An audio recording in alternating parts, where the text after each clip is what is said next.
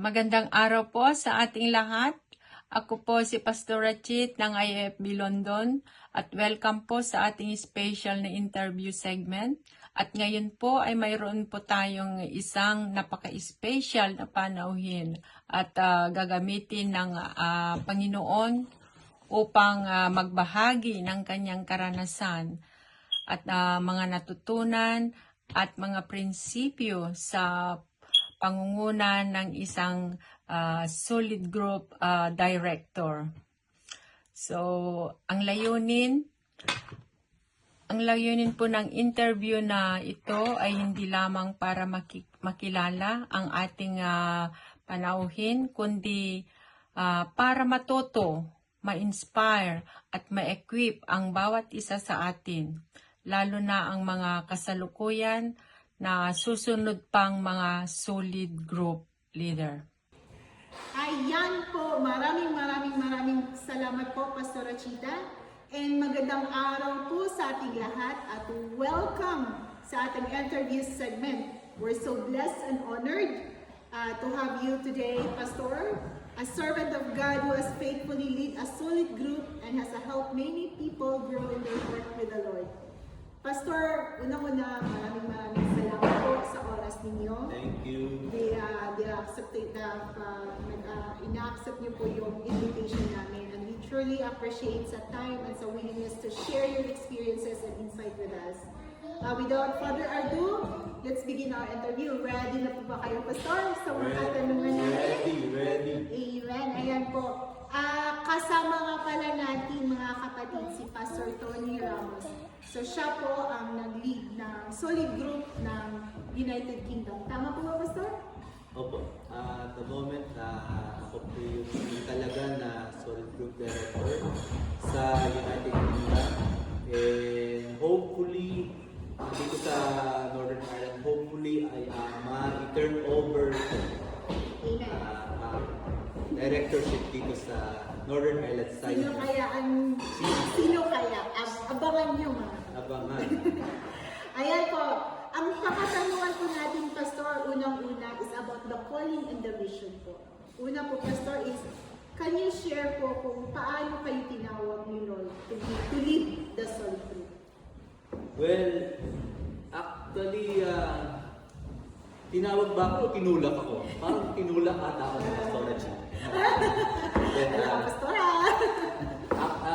Praise God kasi I undergone training in solid when I first joined sa IFB, and na-involve ako sa solid group seminar course.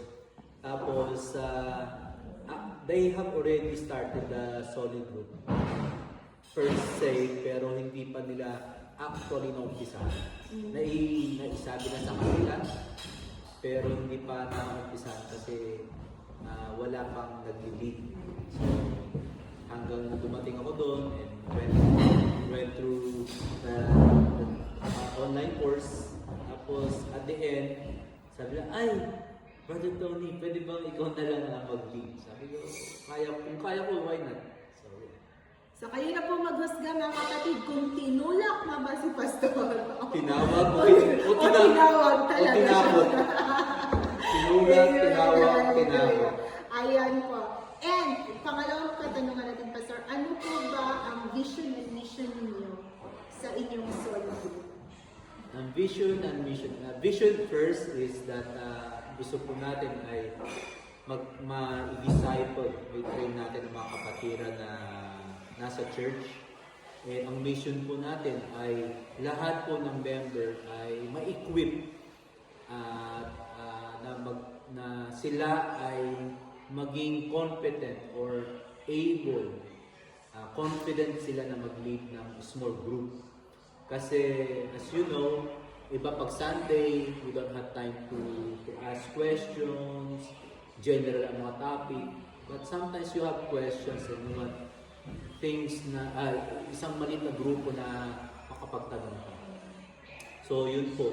So it's basically the discipleship arm of IAFB. Itong kagandahan ito kasi because it's in a smaller group, pwede siyang maging less informal. So, you can facilitate it anywhere, virtually anywhere. Pwede sa park, pwede sa cafe, pwede sa bahay. Yun ang kagandahan. Okay, maraming salamat po, Pastor, sa pag-share ng vision and mission niyo. Sa tingin niyo po, ano ang pinaka-purpose ng isang solid group?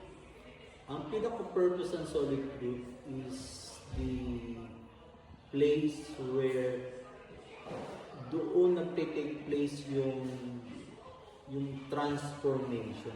Kasi pag may tumanggap sa group, for example praise God, may naimbita tayo, tumanggap sila sa Lord, but we need to disciple them. Kailangan natin sila pasahan ng katuruan.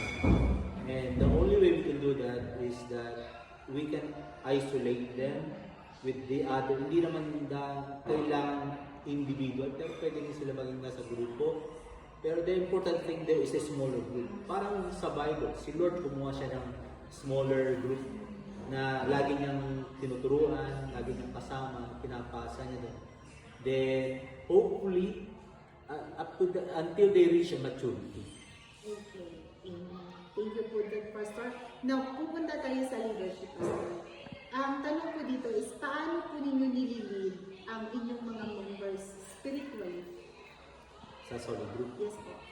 Ang ginagawa po natin is that you will act like a mini pastor. So, ibig sabihin, hindi ka lang doon para magturo, pero dala-dala mo rin yung responsibilidad na ipag-pray sila, i-cater mo yung spiritual needs nila, in a sense na hindi lang kayo nag-meet, kundi way before that, nag-prepare ka na. Pinag-pray mo nga sila, kinikilala mo sila individually in a micro level. Sabihin, alamin mo kung ano yung problema niya, paano mo siya matutulungan, ano yung mahadlang niya sa pag-grow niya sa Panginoon. Amen. Amen. Amen. Next po, Pastor, ano po ba ang leadership principles na sinusunod niyo sa pag-lead ng inyong solid group? Leadership principles. Leadership principles, again, because all of us have different characteristics, it depende po ito sa ating mapipiling leader. Titrain natin. There is no such thing as one size fit all. Ang kagandahan sa solid group is, for example, ikaw ay mahilig sa pagtuturo or in a way na mahilig ka sa pagbabasa or mahilig ka sa action. So it can be customized. Kaya mo ito magagawa because you get to know them in a more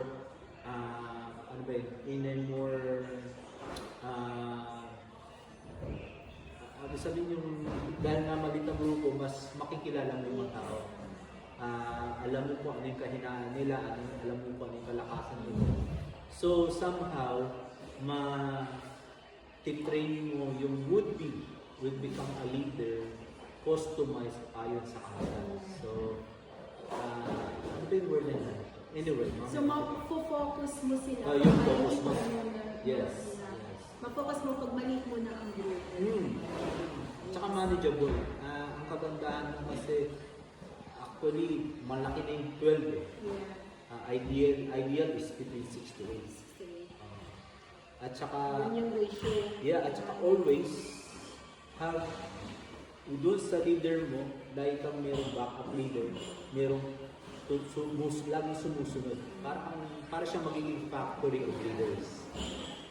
Okay po, Pastor, paano po ninyo ini-encourage ang mga members na lumago sa kanilang relationships with God? Paano? Una is you encourage them, inspire them by studying the Bible. And you encourage them and show them how to pray. Yun din ang kagandahan ng small group. Yun yung ang word na naman ko is intimacy. Mas intimate kasi pag smaller group. So, pag smaller group, may iba syempre mahiyain, hindi sila makapag-pray sa harap ng tao. But Because you're becoming intimate in your small group, nagiging parang friendship level. So usually pag friends kayo, wala nang mawawala ng hiyaan. So you'll be more at ease, more relaxed. So as for them to grow in their walk with God, first thing is pag mabasa ang Bible, maging intimate sila sa Bible. Again, and also, you can encourage them to start praying. Yes. Yun talaga pinaka-start ka. Yes. The word and the prayer. Yes. Thank you po talaga, Pastor, no? Nalaman natin kung paano si Pastor magiging leader sa kanyang leadership. Tanungin naman natin si Pastor Tony about the management of the Solid Group. Pastor, paano po ninyo ma-manage at i-organize ang inyong Solid Group meetings? Solid Group, meron tayong tinatawag na nilalagyan natin sila ng name. So, by name sila. Para hindi na mahirapan kung paano mag-isip ng name. For simplicity's sake, ang sabi ng Solid Group is pakalanan na according to the Bible, books of the Bible. So meron na tayong Genesis, Exodus, kung madagdagan. So as you carry on until na siguro hopefully, God willing, ay ma-reach natin yung 66 books of the Bible. Pag kailangan pa ulit, di pwede sila maging Genesis 2. Our prayer is ma-complement natin yung book of the Bible. And that's why it is important for us na habang tayo ay nag-umpisa ng isang grupo, nire-recognize mo na sino yung susunod na leader in case na pwede mo nang hatiin yung grupo para mag-create na sila ng panibagong grupo. So again, as a director, ang kakausapin mo na ngayon is yung mga leaders. Yung mga leaders, ipapalak mo sila, are they okay? Isusupply mo sila ng kanilang mga actually may mga forms pa yan na mag-report nila sa'yo kung anong progression ng grupo nila. Then you will have an idea how their groups are going or doing. So yun yung feedback naman.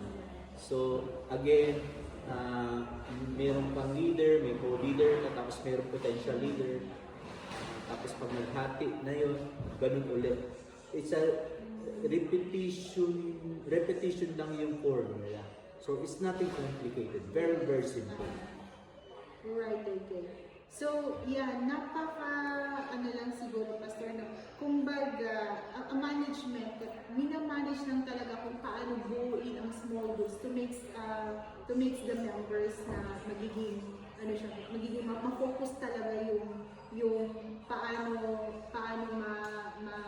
ma-emphasize yung solid group, yung tinatawag na the matter of how to handle the solid group in such a small group, but in a bigger one, it will be more bigger and bigger in the long run. Iba-iba yung mga leader na nandun. Yeah. So parang it's like a factory na you keep manufacturing leaders and potential leaders. When we say leader, it's not just about giving someone a title.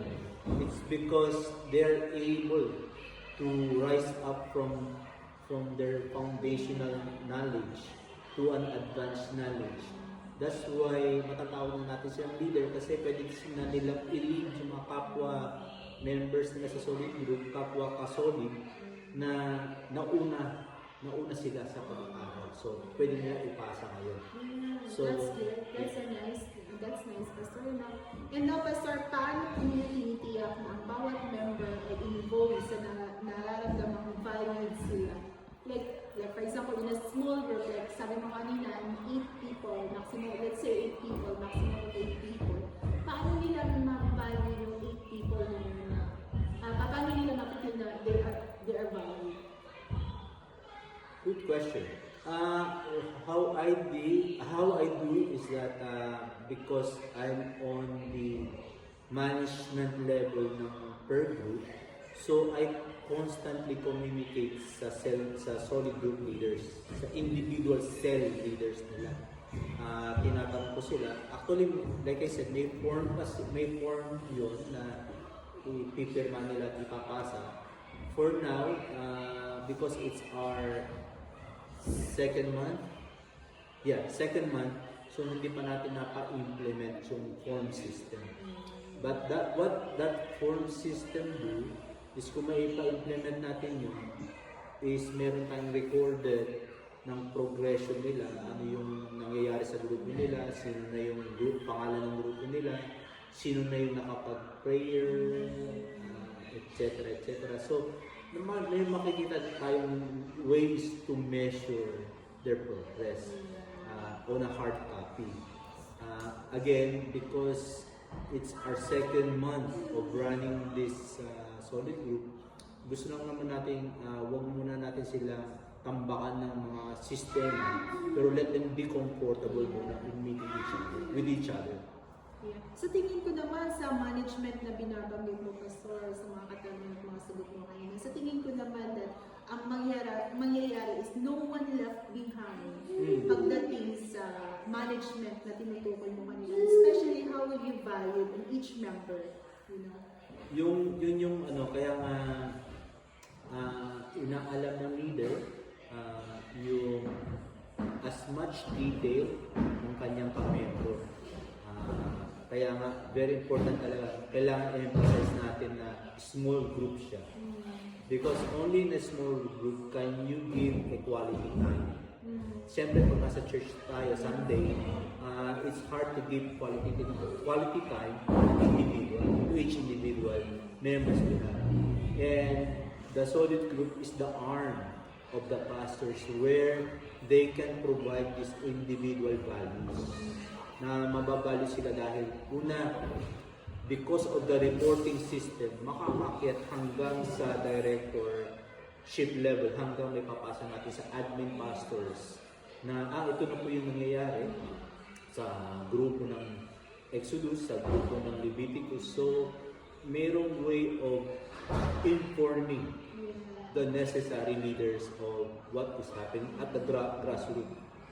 Wala tayong solid group. There is no way of learning ang bawat punto or bawat concerns sa individual. Kasi wala tayong means. Hindi naman, for example, may bago tayong dating. Hindi naman kaagad makapag-open up yan sa pastor. Kasi hindi pa nabibuild yung relationship. They know each other by name or by association. But there is no relationship that is built in.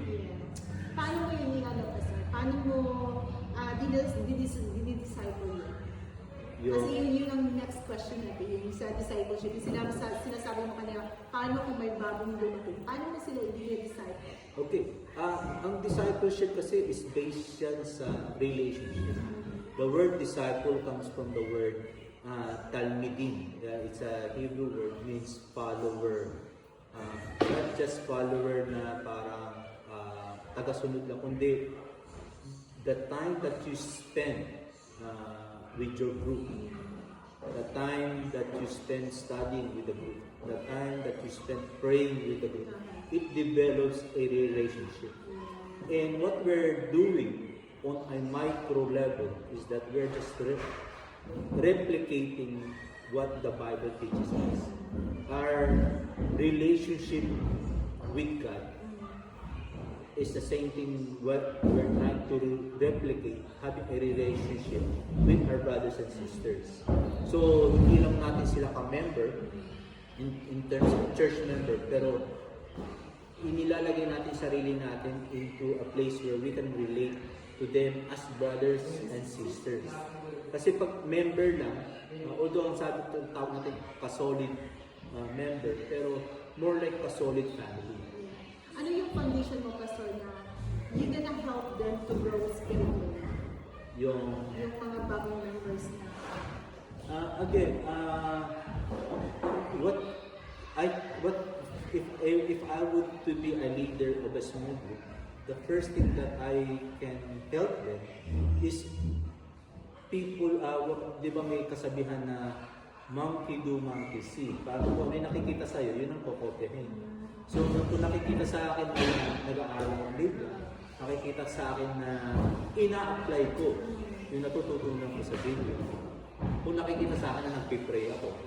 Kung nakikita sa akin na So reflection. reflection, yes. It's about it's not just about nag-aaral ka for the sake of intellect, but nag-aaral ka for the sake of correction. So, yung ugali mo, maybe hindi ka pa complete or finesse na leader. You're still also learning on the process. Pero nakikita nila yung transformation.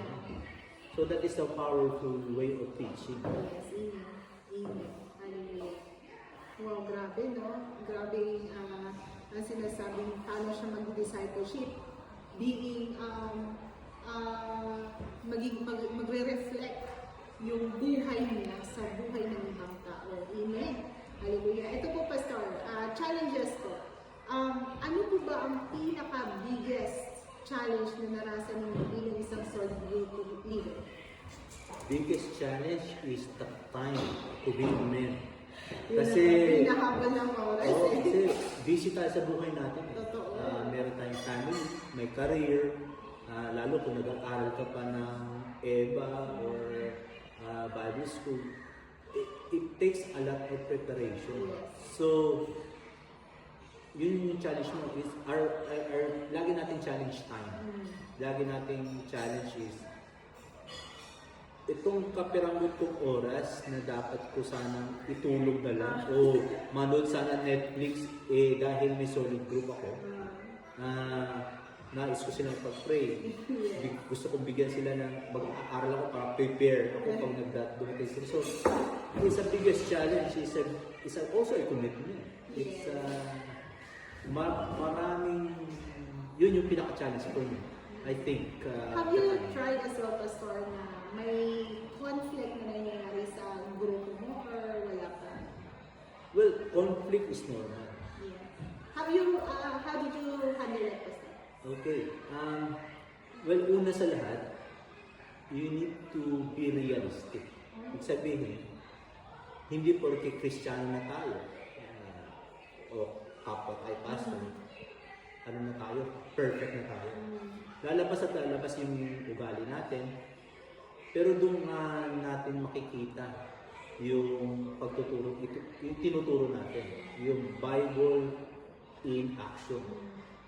Ano na ba yung natutunan? For example, pag sinabi natin, tulad sa the Lord's Prayer, forgive our debt as we forgive those who had sinned against us or who has debt against us. So, kailangan makita sa atin yun. Diba? Paano natin sabihin sa kanila na, uy, ikabalik mo dapat, dapat forgive mo siya. Kung ikaw na leader, hindi ka marunong mag-forgive, parang may sablay. So, yun ang kailangan natin. Kaya nga, again, balik tayo sa word na Talmud, na Hebrew word. Galing siya sa word na lumed, lamad. You cannot teach it without learning, and you cannot learn without teaching. So habang ikaw ay nagtuturo, ikaw ay nag-aaral. Habang ikaw ay nag-aaral, ikaw ay nagtuturo. So ituturo mo yung pinag-aaralan mo, at yung pinag-aaralan mo, tuturo mo. Parang isa cycle. Yes. Totoo yun, Pastor. Totoo yun. Paano po, Pastor? Sinasabi, sa solid group mo, paano mo i-reach out yung mga tao? Gusto mo silang mag-grow sila sa faith, but then, mag-grow sila spiritually, but then sila yung ayaw, like, marami silang dahilan na, like for example, busy sila, ayaw nilang magpunta, or parang ganun, may mga alibay sila na gusto nilang parang nalalamig or something ganun. Ano po We cannot, when it comes to that matter, we cannot force someone to grow. Kahit na, parang tayo, pagbata tayo, hindi kailangan tayo pagalitan ng magulang natin para mag-grow ka nga. No. What you do is you provide the care. You provide the nutrition. You provide the health. You provide them, parang i-provide mo yung kailangan nila para mag-grow, but you cannot force anyone to grow. But you are there to provide. Parang ang Panginoon natin, God provides. But it's up to us. It's up to us na i-grab natin yung provision ni Lord. Pero for us to force someone to grow, you can't. You can only do so much. Again, kailangan malaman din natin yung limitasyon natin. Kahit na anong galing mong teacher, kahit na anong galing mong intercessor prayer, but if that person does not cooperate, pero what you can do is you inspire. Kaya nga ang sabi ng Panginoon, for God so loved the world that He gave His only begotten Son, that whosoever believes in Him, ibig sabihin, because of love, Jesus came here. So yun lang ipoprovide mo. You inspire them by love. And hopefully matouch sila sa love mo. Matouch sila sa love na na-receive mo sa Panginoon. Because again, it's hard to make someone grow if they don't have the desire. You have to inspire. So you just keep inspiring. And at the end of the day, it's not your responsibility. Then, know din your limit. Parang you've given your time, ayaw nila, you move on. But without forgetting them, parang keep them in prayers. But you move on to other people that are wanting to grow. Ayan, mga kapatid. So, do not force somebody, mga kapatid. Amen? Ito naman tayo, punta na tayo sa evangelism and growth, Pastor. Paano po ninyo inaabot ang mga bagong tao para ma-invite sa Solid Group? Paano? Okay. Minsan kasi, nahihirapan tayo mag-evangelism because of our time again, balik tayo sa time. Because of our time sa church, we have so many activities inside the church. Now, we need to design our ministry, our activities na to provide each and every one of us to go out there and meet other people. Kasi kung kahit pray tayo ng pray na, Lord, sana dumami kami, Lord, sana may invite kami. But if we do not have time to go out there, kung papansinin po natin, balik po tayo sa sa gospel. Si Jesus lagi nasa marketplace. Wala siya, hindi mo siya makikita, maraming beses nasa party siya. Hindi ko naman sinabi maging party, ano na tayo, no? But position yourself where the people are. Kaya nga sabi, kaya nga nabansag din siyang friends of drunkards and sinners. Where are we? Where do we spend most of our time? Hindi ko naman sinasabing wag na tayo mag-church. But if we want to grow in terms of numbers, we have to position ourselves where they are. Parang, hindi ka naman pwedeng mangisda kung nasa kalagitnaan ka ng Tesco. Pumunta ka sa dagat, pumunta ka sa ilog, yun ka mangisda. Yun po. Okay, Pastor, no? Napakagandang sagot ni Pastor pagdating sa how to invite sa mga bagong solid group. Ayan. Ito po, Pastor, mga strategy lang po. Strategy naging effective kung paano nag-grow ang grupo ninyo. So far, I cannot give you a definite formula sa aming ginagawa kasi po, it's just our second month. But one of the things that I have noticed and I have told you earlier is that we need to have some time to go out there. May mga bago kami na parang mahirap silang imbitahin sa loob ng church, pero madali sila imbitahin sa kapihan. Diba? Uy, kape tayo! May pakilala kita sa ibang kaibigan ko. So, it may be that way. Again, we should allow or have some way na ma-organize natin yung church life natin na huwag tayong masyadong busy sa activities, sa pangloob na activities. Kung hindi magkaroon tayo ng intentional time na maiguhol natin para makalabas tayo. Tapos mo na. Tapos mo? Okay, ayan na mga kapatid. So ayan po, yun po naririnig natin si Pastor kung ano po yung mga strategies niya, how to grow, paano nag-grow ang kanyang grupo sa Solid Group mga kapatid. Pastor, curious lang po kami, yung mga listeners natin at ako din, syempre. Paano po ba niyo binabalance ang fellowship, ang discipleship, at lalo na po ang evangelism? Paano yung binabalance? Wow. Again, iba kasi ang setting natin dito sa Europe. Lalo pag hindi ko lang alam sa ibang bansa like the Middle East or the America. But I can speak only for Europe because dito tayo nakatira. Dito ko alam. Mas familiar ako sa kalakaran dito. How do we balance? Is very hard. Very, very hard. Kasi kung tutusin, nakikita lang tayo most of the time Sunday, primarily Sunday. Ang Saturday natin, hating-hati siya because most of the time, conflict siya sa work schedule natin. Siyempre, you still have to look after your house, your family. Hindi mo naman pwede neglect din yung balance. So it's very hard to balance, to be honest. Hindi siya madaling sabihin na dapat ganito, dapat Pero ganyan. paano mo siya na-manage lahat, Pastor, despite of all that, everything na responsibilities mo? Miracle. by the grace of God lang talaga kasi you have to do a lot of convincing din sa mga leaders mo. You have to kasi ang ano lang sa Solid Group or any ministry sa church is that all of you are voluntary. Yes. So ibig sabihin kahit na pastor ka, hindi mo na pwedeng manduhan ang mga kapatiran mo. Kasi volunteer lang sila. Hindi mo naman sila pinapasweldo. Yes. Pero what I'm trying to say is that pwede naman.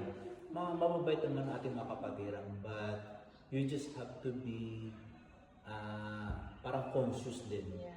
Kaya wag kang masyadong mag-produce ng maraming activities kung may ibang avenue or ibang ministry na gusto mong gawin. So, it's about balancing kung paano mo lalaguin yung Solid Group mo. It's a matter of sitting down with the other leaders din ng church. Ganito yung gusto natin mangyayari sa taon na ito. Gusto natin palaguin yung Solid Group natin. Gusto natin dumami tayo. Gusto natin magkaroon tayo ng maraming disciples. Let's look on how we should balance the activities in our church. Kasi kung from Monday to Friday to Sunday, marami kang activity. Ma-overwhelm ka na niyan, Pastor. Overwhelmed. Tapos lahat internal. Yeah. So, mauubusan ka talaga ng time na mamingwit sa labas. So, it's about a careful planning sa church. Yeah. For example, ako, gusto ko ipagawa ito as a Solid Group Director. Gusto ko ito, labas tayo. But kung yung church naman natin ay marami rin siyang activity, mag-aagawan. Yeah. So there has to be a good conversation sa lahat. Ano ba yung mission and vision ng church natin? Mag-disciple ba tayo? Mag-witness ba tayo? O maging entertainer tayo sa loob? So, ibig sabihin, Pastor, may time na mag-disciple kayo, may time na mag-evangelist kayo, may time din na mag-teach kayo, parang ganun po ba? It has to be a balance talaga. Kasi you cannot just keep teaching the same people without them applying it. Otherwise, overfed sila, underworked. Yeah. Ngayon, you need to teach and send. Kaya nga si Lord, tinuruan niya, tapos isinend niya. So we need to somehow strike the balance. When to teach and when to send. So, I have no magic formula for all. It's all about an individual ministry na kailangan pagplanuhan. Kasi kung seryoso po tayo sa solid group at seryoso tayo na ganito yung gusto natin mangyari, which is actually, kung kaya nga yung word na solid, magiging mas solid ang ministry kung magkaroon tayo ng solid na planning para matulungan na lahat. Ang kagandahan ng kung mapatakbo natin ng maganda ang solid group, marami tayong ipoproduce ng workers, hindi lang members. We are called to bring disciples, not members. Kasi kung members lang, maraming members, pero wala silang commitment sa church. Hindi silang gugulo. Pero yun lang, a careful planning with everyone in the church, lalo yung mga leaders. For 2 months, Pastor, ilan na po bang member ninyo sa Solid Group? For 2 months, actually, praise God kasi magti-3 groups na kami. We started with 2 groups, ngayon magti-3 groups. May isang leader na willing na pwede na siya humiwalay at willing na siya na magkaroon tayo ng 3rd group, Genesis, Exodus, Leviticus. So, that's a good thing. And that is what we want. We always want to keep churning potential leaders. We do not have perfect leaders. We have leaders in progress. Lagi. Even us. Kahit natawagin kang pastor, you're still in progress. Diba? Amen. We're always learning. Yes. Wow, napakaganda po, Pastor, no? Ito pong next katanungan ko, Pastor, is that about your personal life. Okay lang ba sa iyo, Pastor? Actually, 2 katanungan lang naman. Okay. Ito po. Hindi pa personal.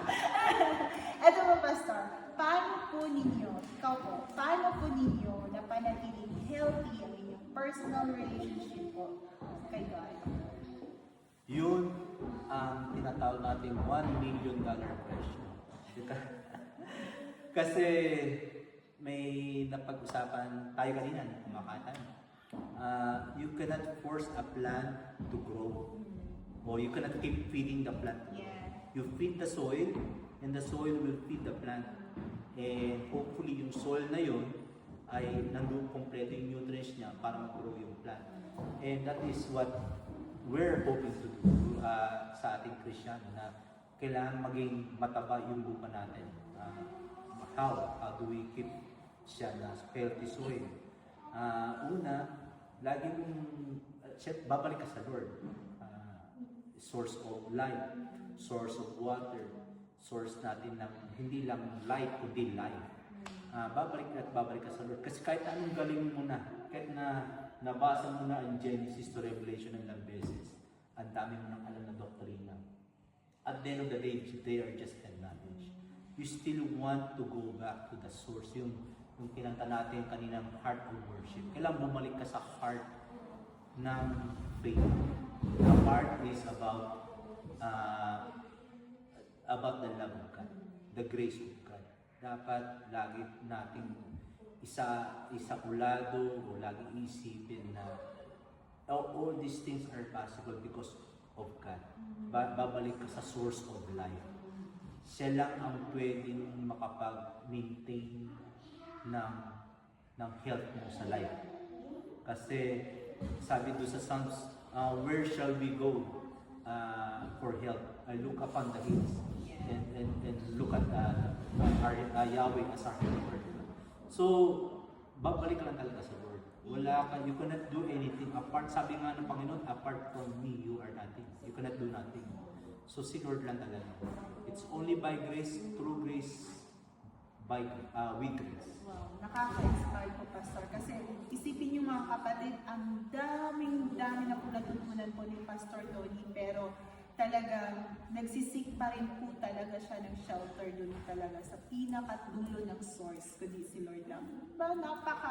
Napaka-inspiring po ang sinasabi ni Pastor. Ito po, Pastor, ano po ba ang advice ninyo sa mga gustong maging solid group leaders? Advice sa maging solid group leader. For me, my one advice is that you can desire to become the mouth of God, the arm of God, the feet of God. Ang salita ng Panginoon, ang sabi doon, and the Word became flesh. Kailangan yung Word, yung logos na natanggap natin sa buhay natin, maging flesh siya, lumabas siya sa iyo. Ikaw ang magiging, parang sinabi ni Jesus, sinabi ni Yahweh kay Moses, you will be like God to Pharaoh. Parang tayo yung maging representante o ambassador ng Panginoon na pag ikaw ay nagturo, sana wish natin is narinig nila ang boses din ng Panginoon. Pag ikaw yung tumulong, praise God, na naging ikaw yung answer na pinagpipray nila. Or anything like that. Parang you become the light because there is a light in you. Kailangan may light ka muna. Then you project that light from within you.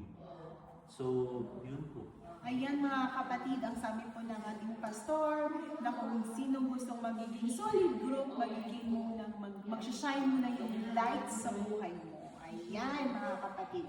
Last question na po ito mga Pastor Tony, mga pastor. Ang dami na pala nila. Sa dami kong tanong mga kapatid. Ito po yung last question ko, Pastor. Ano po ba ang masasabi ninyo sa mga listeners natin ngayon? If may isa po kayong message na gustong iwan sa lahat ng current, future, solid group leaders, ano po yun, Pastor? At pwede mo kausapin ng mga listeners. Current is, ang pinaka-message po is, hopefully, kung alam po natin, maalala po natin yung Matthew chapter 7, nakalimutan ko na yung verse, pero sinabi doon is,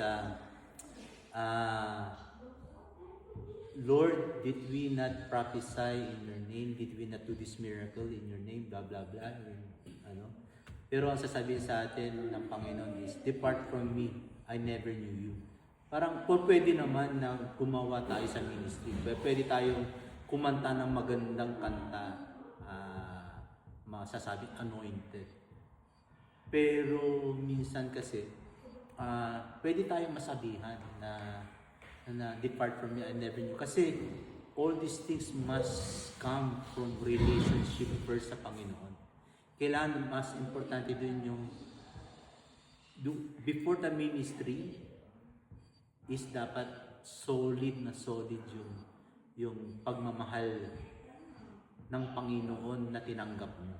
Sabihin, naintindihan mo yung pagmamahal na ginawa ng Panginoon sa iyo, sa atin, at ito yung magiging basis ng buhay mo. Ito yung magiging pundasyon ng buhay mo para ikaw ay humayo na maging leader. Hindi ka magkakalat o hindi mo ipagkakalat o i-advance ang iyong kingdom, pero ang kingdom ng Panginoon. Of all these things, lagi nating iisipin na through Him, in Him, and with Him. Laging with God, in God, through God. Lahat ng gagawin po natin talagang para sa Panginoon natin. Amen. Hallelujah. Praise God. Hallelujah mga kapatid. So ayun po no, klarong-klaro po paano po ni Pastor Tony dinala niya yung solid group, lalong-lalo na dito sa United Kingdom. At once again mga kapatid, tulungan niyo akong pasalamatan si Pastor Tony. Maraming salamat po sa iyo, Pastor Tony. Sa alam kong napaka-busy mo at lilipad ka pa pabalik ng London ngayon kasi nasa Northern Ireland ngayon si Pastor Tony mga kapatid. Maraming salamat sa oras mo, Pastor. And we're praying for you, more anointing to you, more wisdom from the Lord, Pastor.